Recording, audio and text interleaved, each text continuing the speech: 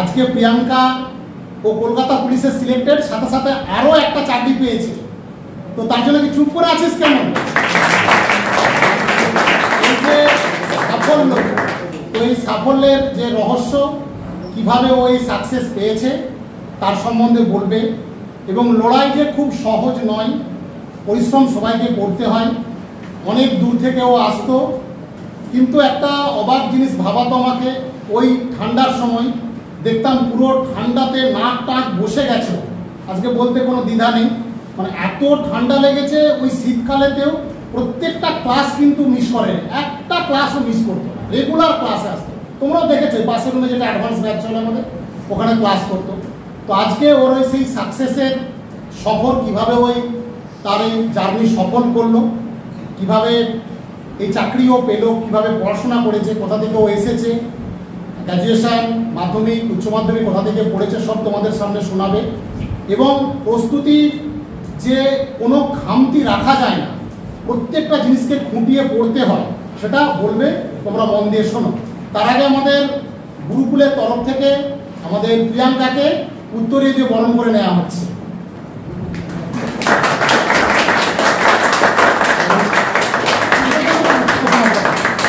তো আচ্ছা প্রিয়াঙ্কা, এবার তুমি বলো, এই তোমার ভাইরা আছে এখানে বা তোমাদের সহপাঠীরাও অনেকে আছে, আপকামিং কলকাতা পুলিশের একটা বিশাল ভ্যাকেন্সি।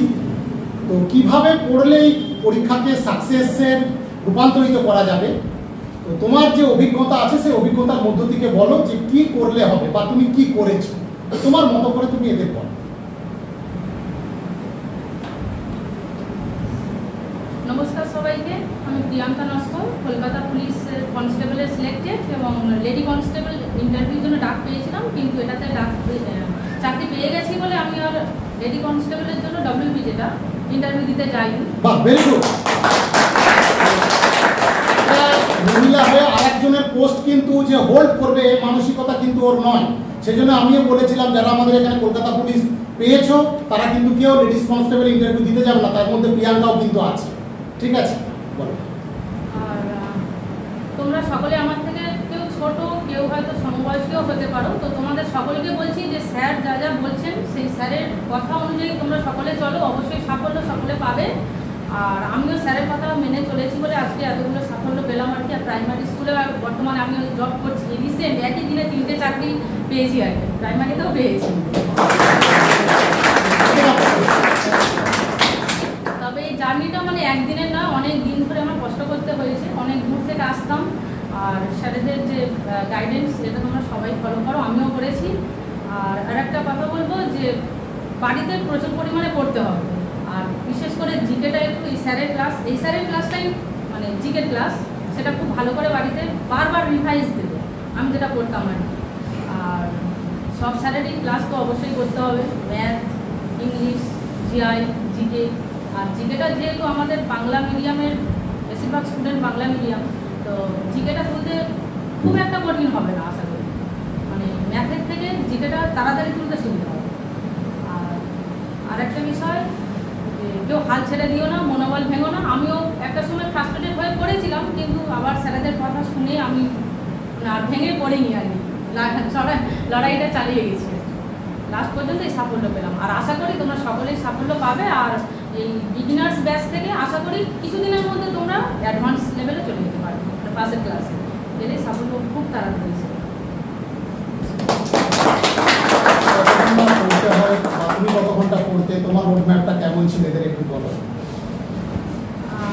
কত ঘন্টা পড়তে বলতে স্যার 7 থেকে 8 ঘন্টা রেগুলার পড়তে হতো। প্রথমের দিকে পড়তাম না বলে এতদিন পর এই সাফল্যটা পেলাম আর কি। আর স্যারেরা যেখান থেকে বললেন যে আরও পড়ার স্পিড বাড়াতে হবে, রেগুলার এখান থেকে যা পড়াগুলো পড়ে যাচ্ছি সেটা বাড়িতে গিয়ে বারবার রিভাইজ দিতে হবে, 1 সপ্তাহ পর পর ক্লাস, সেগুলো মানে প্রত্যেক দিন রিভাইজ দিতে হবে। বুঝতে পেরেছো? তোমাদের যদি কারো যারা আপকামিং কলকাতা পুলিশকে টার্গেট করছে, যদি কিছু জানার থাকে দিদির কাছ থেকে জানতে পারো, কারণ তোমরা যেহেতু একদম এক্সপিরিয়েন্স, তাড়াতাড়ি ফর্ম ফিল আপ স্টার্ট হয়ে গেছে।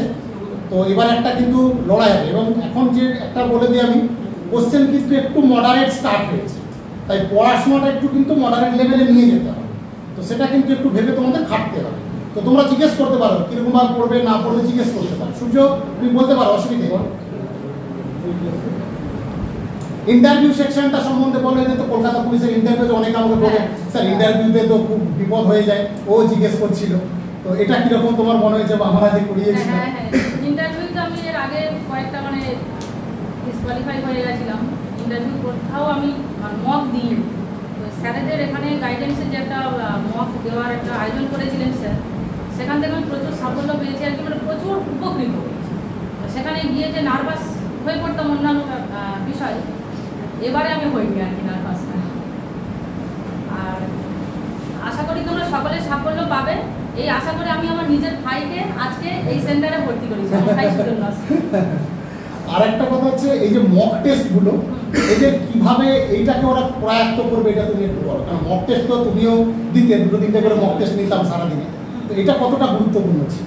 এটা খুবই গুরুত্বপূর্ণ ছিল। আর সবাইকে বলবো যে হেলাফেলা করো না, স্যারদের কথাগুলো মেনে চলো, মানে স্যারদের গাইডেন্সে চলো, তোমরা সবাই খুব তাড়াতাড়ি সাফল্য পেয়ে যাবে। ঠিক আছে, তাহলে বুঝতে পারলে যেটা বললো খুব সংক্ষেপে এবং খুব গুরুত্বপূর্ণ কথাগুলো কিন্তু বলে দিল। তাই তোমরা কিন্তু একদম তৈরি হয়ে নামো, কারণ এর সুযোগ কিন্তু আসবে না। আমি বারবার বলি 2024 হচ্ছে আমাদের লোকসভা আর 2026 হচ্ছে বিধানসভা। এই যে টার্নিং মুভমেন্ট, এই যে 2 বছর, এই 2 বছর কিন্তু প্রচুর ছেলে এবং প্রচুর ছাত্রছাত্রী কিন্তু চাকরি পাবে। তাই তোমাকে সেই উপযোগী করে তুলতে হবে এবং প্রচুর ভ্যাকেন্সি বেরোচ্ছে এবং আরও ভ্যাকেন্সি বেরোবে। ঠিক আছে, তাই এই সময়টা তোমাদের ক্ষেত্রে কিন্তু খুব ভাইটাল। আর আত্মীয় বাড়ি কি যেতে তুমি? না স্যার, আমি আত্মীয় বাড়ি যেতে। তো এগুলো কিন্তু করতে গেলে দেখতে পাচ্ছ একটু সেভাবে বাড়ি ভুলেই দিয়েছি প্রায়, সেগুলো একটু মাথায় রেখে আগাবে। ঠিক আছে।